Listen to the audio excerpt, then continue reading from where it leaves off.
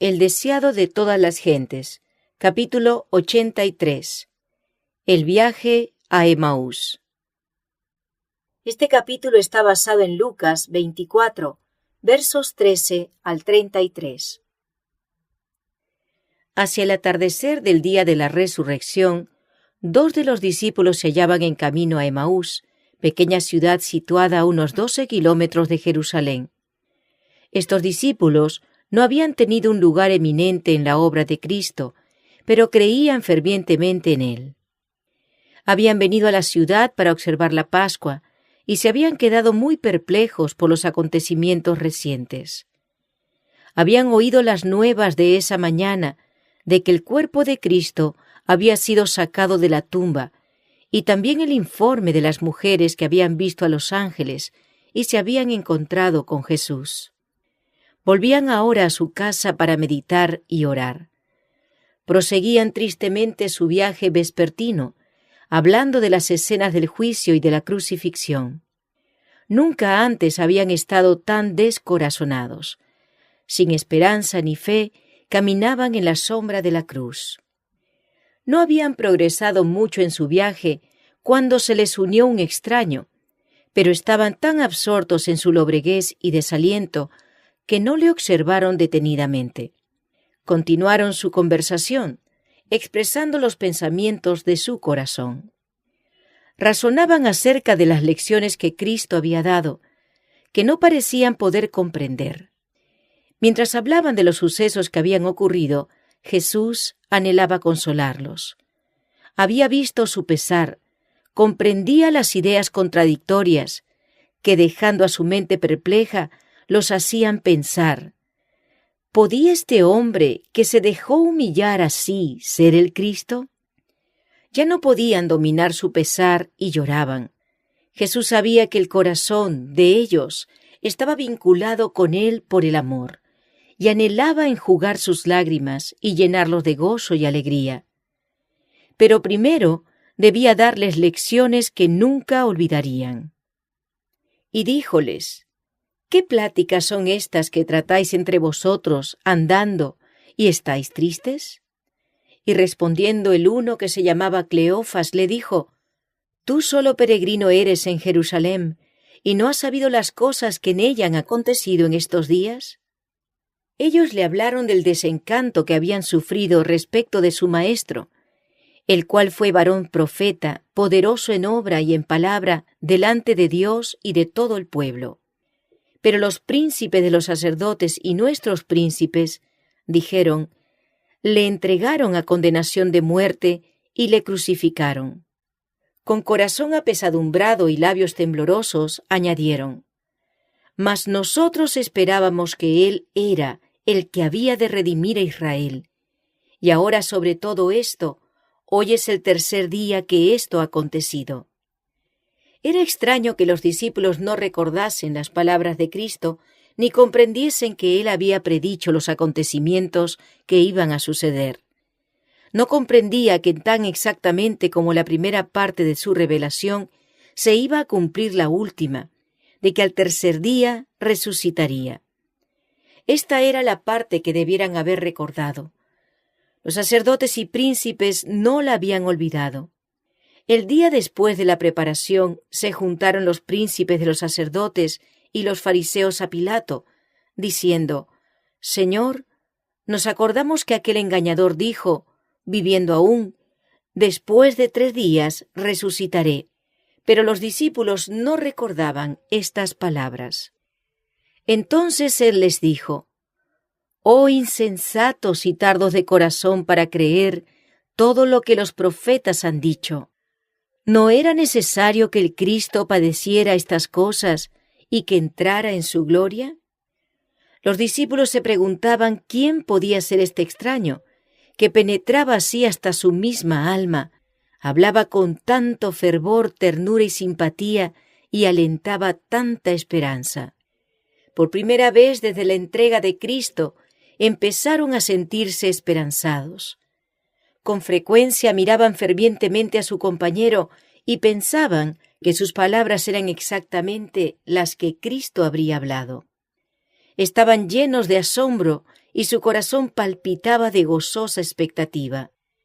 Empezando con Moisés, alfa de la historia bíblica, Cristo expuso en todas las Escrituras las cosas concernientes a él. Si se hubiese dado a conocer primero, el corazón de ellos habría quedado satisfecho.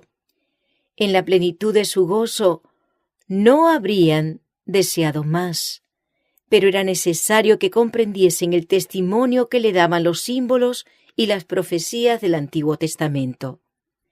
Su fe debía establecerse sobre éstas.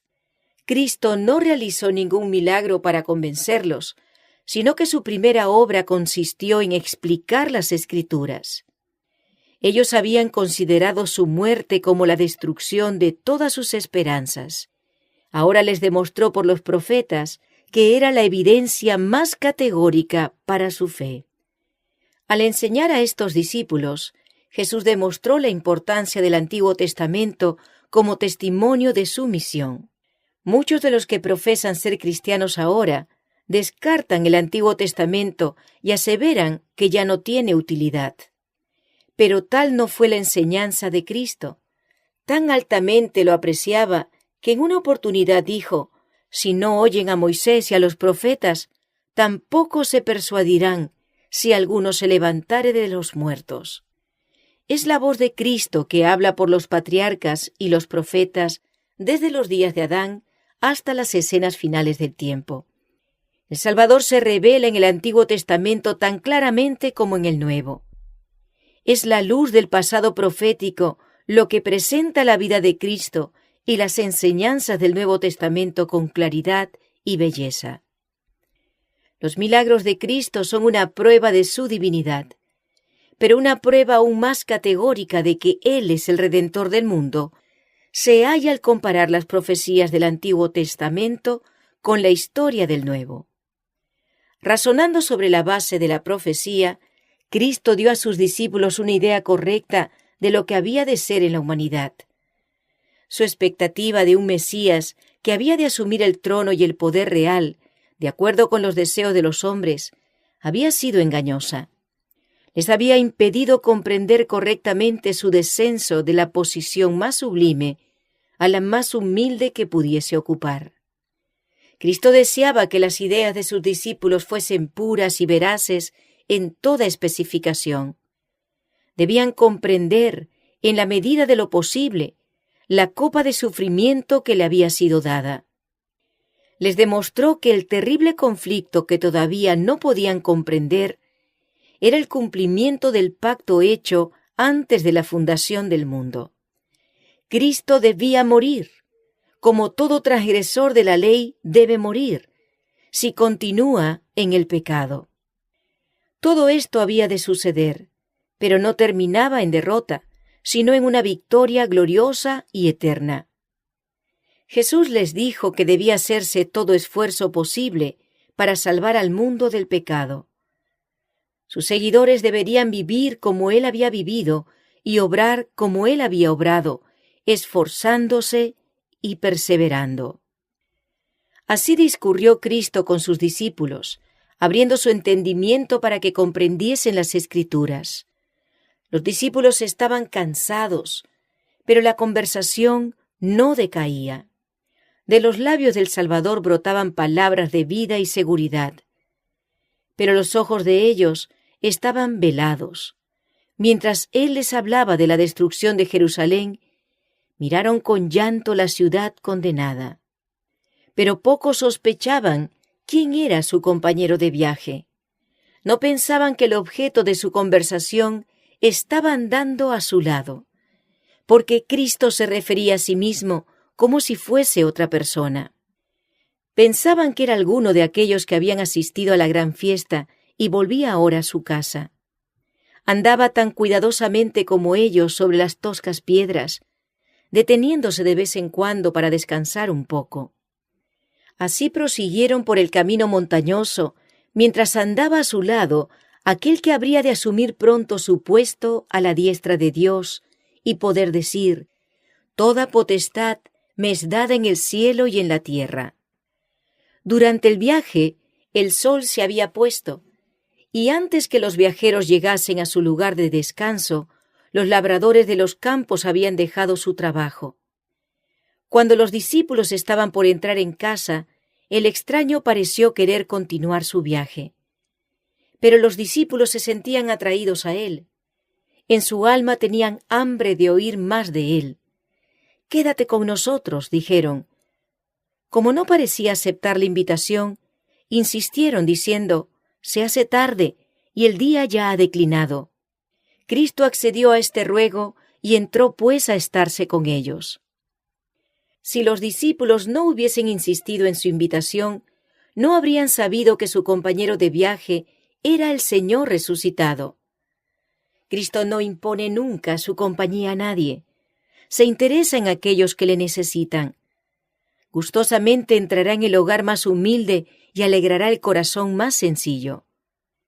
Pero si los hombres son demasiado indiferentes para pensar en el huésped celestial o pedirle que more con ellos, pasa de largo. Así muchos sufren grave pérdida. No conocen a Cristo más de lo que le conocieron los discípulos mientras andaban con él en el camino. Pronto estuvo preparada la sencilla cena de pan. Fue colocada delante del huésped, que había tomado su asiento a la cabecera de la mesa. Entonces alzó las manos para bendecir el alimento. Los discípulos retrocedieron asombrados. Su compañero extendía las manos exactamente como solía hacerlo su maestro. Vuelven a mirar, y he aquí que ven en sus manos los rastros de los clavos. Ambos exclaman a la vez: «¡Es el Señor Jesús! ¡Ha resucitado de los muertos!». Se levantan para echarse a sus pies y adorarle, pero ha desaparecido de su vista. Miran el lugar que ocupara aquel cuyo cuerpo había estado últimamente en la tumba, y se dicen uno al otro: «¿No ardía nuestro corazón en nosotros mientras nos hablaba en el camino y cuando nos abría las Escrituras?». Pero teniendo esta gran nueva que comunicar, no pueden permanecer sentados conversando. Han desaparecido su cansancio y su hambre. Dejan sin probar su cena y, llenos de gozo, vuelven a tomar la misma senda por la cual vinieron, apresurándose para ir a contar las nuevas a los discípulos que están en la ciudad. En algunos lugares el camino no es seguro, pero trepan por los lugares escabrosos y resbalan por las rocas lisas. No ven ni saben que tienen la protección de aquel que recorrió el camino con ellos. Con su bordón de peregrino en la mano, se apresuran deseando ir más ligero de lo que se atreven. Pierden la senda, pero la vuelven a hallar. A veces corriendo, a veces tropezando, siguen adelante con su compañero invisible al lado de ellos todo el camino. La noche es oscura, pero el sol de justicia resplandece sobre ellos. Su corazón salta de gozo. Parecen estar en un nuevo mundo. Cristo es un Salvador vivo. Ya no le lloran como muerto. Cristo ha resucitado, repiten vez tras vez. Tal es el mensaje que llevan a los entristecidos discípulos. Deben contarles la maravillosa historia del viaje a Emaús. Deben decirles quién se les unió en el camino. Llevan el mayor mensaje que fuera jamás dado al mundo, un mensaje de alegres nuevas, de las cuales dependen las esperanzas de la familia humana para este tiempo y para la eternidad.